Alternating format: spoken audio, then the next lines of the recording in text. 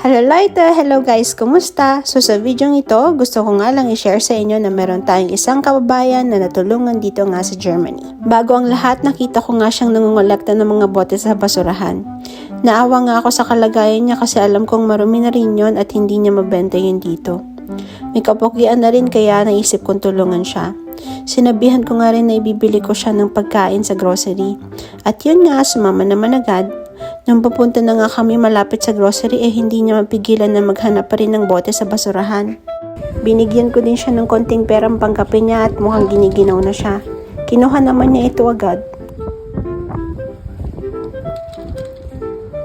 At nung pumasok na nga kami sa grocery makikita mo ang ngiti sa kanyang mga muka.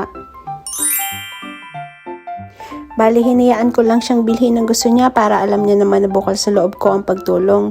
Mabuti na lang pinigilan ko siyang mongolekta ng maraming basura kanina para magkasya yung pinabili niyang grocery sa bag niyang dala. Masarap nga sa kalooban na may natutulungan ka.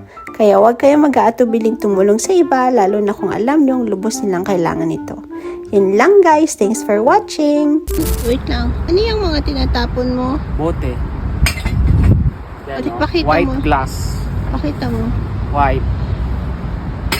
Ito green. Dito tayo sa green. Isa pa.